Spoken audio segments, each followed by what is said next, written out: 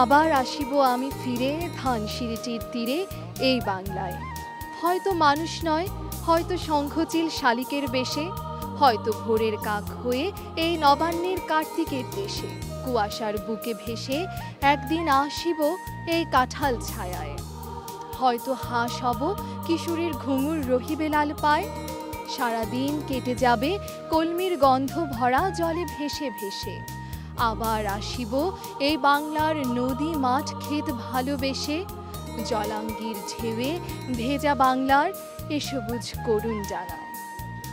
কচি লেবু পাতার মতো নরম সবুজ আলোয় ভরে গেছে মেলার প্রান্তর। ফাল্গুনের কোকিলের গানে মিশেছে অগণিত পাঠকের কোলাহল। প্রিয় দর্শক, শুভেচ্ছা জানাচ্ছি আজকের বই বসন্তে।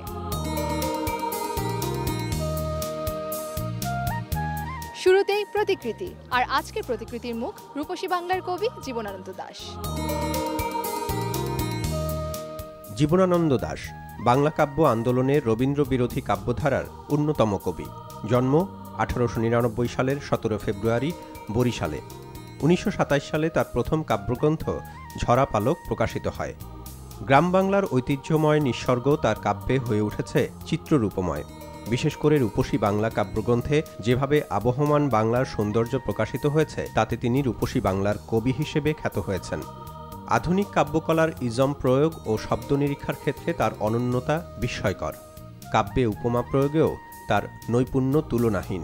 কবিতাকে তিনি মুক্ত আঙ্গিকে উত্তীর্ণ করে গদ্যের স্পন্দন যুক্ত করেন, যা পরবর্তী কবিদের প্রবলভাবে প্রভাবিত করেছে। 1954 সালের 22 অক্টোবর জীবনানন্দ দাশ মৃত্যুবরণ করেন। আজ কবির জন্মদিনে আমাদের ফুলেল শুভেচ্ছা।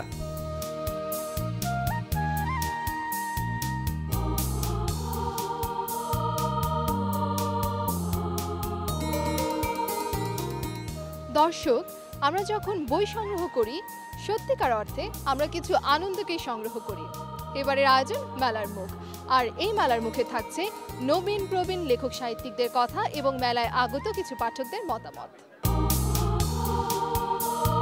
প্রতিভা হয় বহুমুখী, তাই না? একজন মানুষ শুধু একটাই করতে পারে, অন্য কিছু করতে পারে না, এটা ঠিক না। আসলে হুমায়ুন আহমেদ হচ্ছে লেখক ছিল, কিন্তু সে ছবি তৈরি করতো, তো ছবি আঁকতেও পারতো। আমার অনেকগুলি বই আসছে, আমি প্রতি বছরই বাচ্চাদের জন্য বই লিখতে হয়। তো এই বছর আমার যে প্রিয় বই যেটা, সেটা বইটার নাম হচ্ছে একদম শিশুতোষ, ছোট বাচ্চাদের জন্য। ওটার নাম হচ্ছে 4 বন্ধু। মানুষ এমনিতে হয় না, মানুষ হতে গেলে কতগুলো গুণ লাগে। সেই গুণগুলো পাওয়া যায় একমাত্র জ্ঞানের ভিতর দিয়ে, পড়াশোনার ভিতর দিয়ে, বইয়ের ভিতর দিয়ে, গানের ভিতর দিয়ে, হ্যাঁ, যে কোনো শিল্পের ভিতর দিয়ে সেই সত্যগুলোকে পাওয়া যায়। এইটাই নিরীক্ষণ করা এবং এইটাই বুঝতে পারা আমার মনে হয় মানুষ হওয়ার প্রথম লক্ষণ। সেটা তোমাদের এই বয়সটা সেইটাই করার কথা। অত্যন্ত ভালো লাগছে। এই মেলা তো আমাদের প্রাণের মেলা। এই মেলাকে আমরা অত্যন্ত ভালোবাসি, সবাই ভালোবাসি। আমাদের যারা অনুজ, যারা বয়সে ছোট, ওই প্রজন্ম, তারা বই মেলাকে এত ভালোবাসে দেখলে আমরা একেবারে আপ্লুত হয়ে যাই যে এই বাচ্চারাও এখন এই কম্পিউটারের যুগে আমাদের দেশে বইকে ভালোবাসছে। এটি খুবই ভালো লাগে। প্রথম প্রকাশনার অবশ্যই ভিন্ন রকমের একটি অনুভূতি থাকে সবারই। I am really excited. একটি কবিতা আমি পাঠকদের জন্য পড়ছি। এই কবিতাটি আমার বেশ পছন্দের একটি পদ্য। এটা প্রেমিকা সদন। অধিবিদ্যা এসে গেছে গ্রন্থের পাতায়, অবুদ্ধ আঙুলগুলো মুঠোফোনে খুঁজে নিজস্ব নিউমেরিক। সেই কণ্ঠস্বরে উচ্চারণ, সূর্য অচেনা ফুলের সুবাস, ভালোবাসার আকুতি উপেক্ষা করে প্রেক্ষাগৃহের সকলেই স্নেহময়ী হয়ে যায়। মোড়ক উন্মোচনটা সেলিনা হোসেন করেছেন, খুব ভালো লেগেছে, উনি খুব প্রশংসা করেছেন পদ্যের। এবারের মেলায় 2টো বই প্রকাশ হয়েছে। একটার নাম হচ্ছে খবরের ফেরিওয়ালা, এটা বের করেছে 71, আরেকটা হচ্ছে সুর সঞ্চারী, এটা বের করেছে পিদিম প্রকাশন। 2টো বই পাওয়া যাচ্ছে জাতীয় গ্রন্থ কেন্দ্রের 20 এবং 21 নম্বর স্টলে। প্রথম বইটা খবরের ফেরিওয়ালা, যারা টেলিভিশনে কাজ করতে চায়, রিপোর্টিং করতে চায়, প্রেজেন্টেশন করতে চায়, তাদের জন্য এই বই। এখানে গল্পের ঢঙে অভিজ্ঞতাগুলো বর্ণনা করা হয়েছে এবং টেলিভিশনের যে অনেক অজানা বিষয় আছে সেগুলো খবরের ফেরিওয়ালাতে তুলে ধরা হয়েছে। আর সুর সঞ্চারী, এটা গান নিয়ে বই, কিভাবে গান গাইতে হবে, কিভাবে লিখতে হবে, সুর করতে হবে। আমি যেহেতু সাংবাদিকতার পাশাপাশি গানও করি, সেজন্য তরুণদের জন্য এই বইটা, এটার নাম হচ্ছে সুর সঞ্চারী। দুটোই পাওয়া যাচ্ছে জাতীয় গ্রন্থ কেন্দ্রে।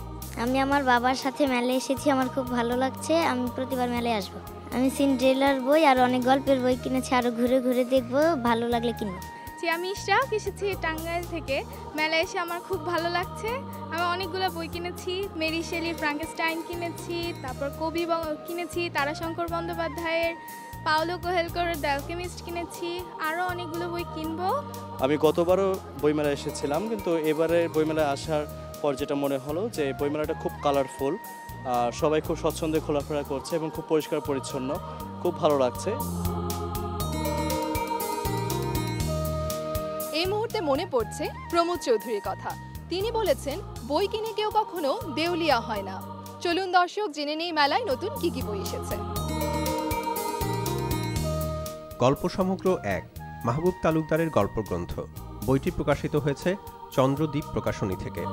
মনি হায়দারের প্রেমের উপন্যাস নায়ক ও নায়িকারা।